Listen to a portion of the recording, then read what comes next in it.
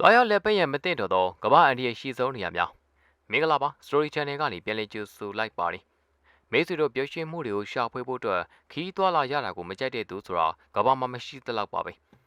တချို့တွေကကိုရောက်ဖူးပြီးပြောစရာကောင်းတဲ့နေရာတွေကိုအမြဲတစေသွားလိမ့်ရှိပါတယ်ဥပမာကမ်းခြေမှာပန်းဖြေခြင်းပေါ့တချို့ကတော့ကိုမရောက်ဖူးတဲ့နေရာတွေကိုသွားရောက်ကကိုနဲ့မရင်းနှီးတဲ့အရာတွေကိုစူးစမ်းလေ့လာရတာကြိုက်နေတတ်တဲ့သူတွေလည်းရှိကြပါတယ်ဘယ်လိုပဲဖြစ်ဖြစ်ပါခီးသွားတယ်ဆိုတော့စိတ်ကိုပျော်ရွှင်ကြည်နူးစေပြီးတကယ်ကိုအကြည့်တက်ရစေတဲ့အရာတစ်ခုပါဒါပေမဲ့လည်းခီးသွားခြင်းဟာကိုယ့်အတွက်ပျော်ရွှင်မှုတွေကိုသာပေးစွမ်းရမှာဖြစ်ပေမဲ့လည်းတချို့သောခီးသွားခြင်းတွေကတော့ရေတုံပန်းတို့ဖြစ်စေတဲ့ခီးသွားခြင်းမျိုးတွေကိုလူအများစုကလှုပ်ဆောင်လာကြပါတယ်ဒီຢာတွေကတော့တောင်တက်ခြင်းအမြင့်ပေါ်ကနေကျိုးပြင်းခုန်ချခြင်းစကိုင်းတိုင်းပင်ပြုတ်လို့ခြင်းအဆရှိသည်တို့ကိုလှုပ်ဆောင်လာကြပါတယ်ဒီလိုလှုပ်ဆောင်ခြင်းမျိုးဟာကိုယ့်ရဲ့အသက်အန္တရာယ်ကိုပါဇတိထားရသလိုကိုယ့်ရဲ့ငွေကြေးတွေကိုလည်းဒီຢာကိုလှုပ်ဆောင်ရမှာဖြစ်တဲ့ကြောင့်ပေးချရတာရှိပါတယ်မိတ်ဆွေတို့ဆိုရင်ဒီလိုယူမိုက်တဲ့ຢာတွေကိုငွေကြေးများစွာကုန်ကျခံပြီးအသက်အန္တရာယ်စတိကလှုပ်ဆောင်ကြမှာလားဒီဗီဒီယိုကိုတင်ဆက်ပေးနေတဲ့ကျွန်တော်ကတော့ဒီလိုရိုးသွတ်တဲ့လုပ်ရမျိုးတွေကိုလှုပ်ဆောင်ခြင်းထက်ကိုယ့်အတွက်အပန်းလေးပြေဘူးတုတာလည်းရရှိစေမဲ့ຢာရီမျိုးကိုငွေကြေးများစွာကုန်ကျခံကတွားရောက်မှာပါကဲ Story Channel ပရိသတ်တွေအတွက်ယခုတစ်ပတ်မှာတင်ဆက်ပေးသွားမယ့်အကြောင်းအရာကတော့ဘယ်တော့မှတွားရမလဲပဲကြည့်တဲ့ကမ္ဘာအန်ဒီရဲ့ရှိဆုံးနေရာ၅ခုကြောင်းတင်ဆက်ပေးသွားမှာပါ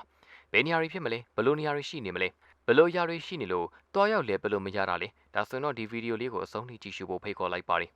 နံပါတ်5 Mount Washingtonနံပါတ်9နေရာကနေစတင်ပေးတာကကမ္ဘာအန်ဒီရဲ့အများဆုံးနေရာတွေကိုအဆင့်9ကနေအဆင့်1အထိသတ်မှတ်ပေးသွားမှာဖြစ်လို့နံပါတ်1ဟာကမ္ဘာအန်ဒီရဲ့အများဆုံးနေရာလိုပဲသတ်မှတ်ခြင်းမျိုးပါ Mount Washington ဟာတရုတ်နိုင်ငံအနောက်မြောက်ပိုင်းရှိတဲ့ရှန်စီပြည်နယ်တွင်းမှာတည်ရှိပြီးလာပါရီရှုခင်းတွေတောတောင်တွေရဲ့အလှပကိုခန်းစားနိုင်မှာဖြစ်ပေမဲ့လည်းအမြင့်ပေပေါင်း9090ရှိတဲ့တောင်တန်းရမှာတစ်သားတွေနဲ့ကပ်ရိုက်ထားပြီး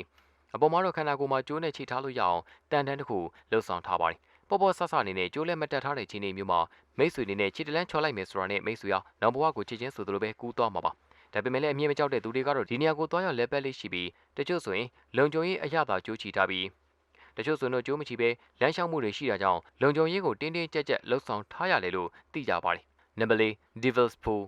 မိတ်ဆွေနေနဲ့ရေကူးရတာနဲ့ရေဆော့ရတာနှစ်သက်ပါလားဒါဆိုတော့ကိုယ့်အိမ်မှာကိုဘာသာကိုပဲရေကူးကန်ဆောက်လုပ်ပြီးရေကူးခြင်းရေကစားခြင်းတွေကိုလှုပ်ဆောင်မှာအာဖရိကနိုင်ငံတွေဖြစ်ကြတဲ့ဇင်ဘာဘွေနဲ့ဇမ်ဘီယာနိုင်ငံနှစ်ခုကြားကဗီတိုရီးယားရေတခွန်းရဲ့တောင်ဘက်ပိုင်းမှာတည်ရှိတဲ့ရေကန်ငယ်တစ်ခုမှာတော့ရောင်လို့တော်မှာရေမသွားဆော့တင်ပါဘူးရေကန်ငယ်လို့ဆိုပေမဲ့လည်းတကယ်ကိုအန်ဒီရဲ့အကြီးမားဆုံးရေတခွန်းလို့တင်စားကြပြီးရေစည်းတန်ခြင်းမရှိတဲ့ချင်းတွေဆိုရင်ရေတခွန်းနဲ့အနီးဆက်သောနေရာထိသွားရောက်ခါရေကစားခြင်းရေကူးခြင်းတွေလှုပ်ဆောင်ကြလိမ့်ရှိပါတယ်အန်ဒီကိုဖိတ်ခေါ်တဲ့ချင်းတွေဖြစ်ပြီးစွန့်စားခြင်းကိုကြိုက်နေတတ်တဲ့သူတွေကတော့ဒီနေရာကိုသွားရောက်လဲပတ်လိရှိကြပါတယ်စက်တင်ဘာလကနေဒီဇင်ဘာလထိသာဒီနေရာကိုသွားရောက်ခွင့်ပြုထားပြီးမိုးရာသီမှာတော့ဒီနေရာကိုလုံးဝသွားခွင့်မပြုထားပါဘူးနံပါတ်3 Death Valley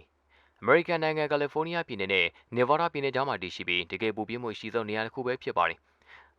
်အပူဆုံးချိန်ဟာ56.9 ဒီဂရီစင်တီဂရိတ်ထိရှိခဲ့ပြီးဒီပမာဏဟာကမ္ဘာအပူဆုံးပမာဏတစ်ခုဖြစ်နေစံကျင်တင်ထားပါတယ်။ပူပြင်းလို့နဲ့ဒေသတစ်ခုဖြစ်တာကြောင့်အလိုလျောက်လောင်ကျွမ်းမှုတွေဖြစ်ပေါ်နေလေရှိပြီးဒီနေရာကိုသွားရောက်လဲပတ်သူတွေဟာရေကားနဲ့သာသွားရောက်ကအပူဒဏ်ကြောင့်ဖြစ်ပေါ်လာခြင်းဖြစ်တဲ့ရေစာခြင်းကိုဖြေဖြောက်ရမှာပါ။အဲ့ဒီနေရာမှာတချို့နေရာတွေကဖုန်းလိုင်းမမိခြင်းစက်သွယ်မှုပြတ်တောက်ခြင်းတွေဖြစ်ပေါ်စေနိုင်ပြီးအသိပညာဘူးတုဒနေပါကလမ်းပြောင်းနိုင်ခြင်းတွေဖြစ်ပေါ်စေနိုင်ပါတယ်။နံပါတ်1 Kid of Sheltersမက္ကဆီကိုနိုင်ငံမှာတည်ရှိပြီးတော့ပေပေါင်း1200နဲ့ရှိတဲ့ဒီကူဟာလူလုတ်ကူမဟုတ်ဘဲနဲ့တဘာဝတိုင်းဖြစ်တည်လာတဲ့ရှုပ်ထွေးမှုများစွာရှိတဲ့ဂူမျိုးစားတစ်ခုပါဒီကူထဲမှာတော့ Swift လို့ခေါ်တဲ့ငှက်တွေနေထိုင်ကကျက်စားလေးရှိပြီးငှက်တွေပြင်တခြားသောဘလိုရာတွေရှိနေလဲဆိုတာဘယ်သူကမှအတိအကျမပြောနိုင်ကြပါဘူးဒီနေရာကတော့ base ဂျမ်မေးသမားတွေ Sky Diving သမားတွေကအဓိကလာရောက်လဲပတ်လေးရှိပြီးဒီကူထဲခုန်ချခြင်းနဲ့ဆိုရင်တော့အာနာပိုင်တွေကခွင့်ပြုချက်အရင်တောင်းခံရတယ်လို့သိရပါတယ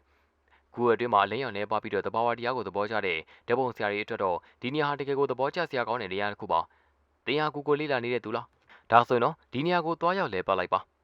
နံပါတ်1 The Elephant Kingdom in Chonburi ထိုင်းနိုင်ငံဂျွန်ဘူရီမှာတည်ရှိပြီးတော့ဖော်ယူတဲ့စင်တွေနဲ့မိတ်ဆွေဖွဲ့ကအဲ့ဒီနေရာကပျော်ရွှင်စရာကောင်းတဲ့အရာတွေကိုသွားရောက်လေ့လာရခြင်းမျိုးခီးစဉ်တစ်ခုပါဒါပေမဲ့လည်းလာရောက်လဲပတ်သူတွေအတွက်တော့လုံခြုံမှုနေပါတဲ့နေရာတစ်ခုဖြစ်ပြီးမမြင်တွေ့နိုင်တဲ့အန်ဒီရီများစွာရှိကြောင်း2016ခုနှစ်ကပြည်တွင်းသတင်းတစ်ခုမှာဖော်ပြခဲ့ပါတယ်တကယ်တမ်းမှာတော့အဲ့ဒီနေရာဟာစင်တွေနဲ့ကြော်ကြားခြင်းမျိုးမဟုတ်ပဲမိချောင်းတွေရှိတဲ့ကန်လေးမောင်မိချောင်းတွေကိုစာကျွေးခြင်းဖြင့်နာမည်ကြီးစေတာပါ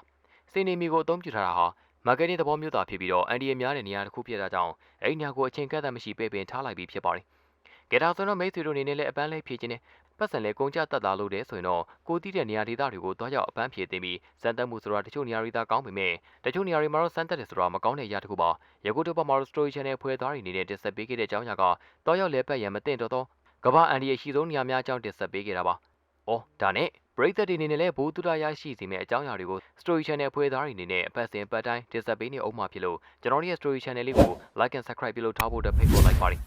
နောက်ထပ်လာမယ့်ဗီဒီယိုတွေမှာလည်းစိတ်ဝင်စားဖို့ရဘိုးတူတာရဆရာတွေနဲ့တူပရိသတ်တွေရှေ့မှပြန်လာခဲ့ပါအောင်မယ်အခုတော့နှုတ်ဆက်ချိန်ရောက်ပါပြီအားလုံးပဲတက်တာပါ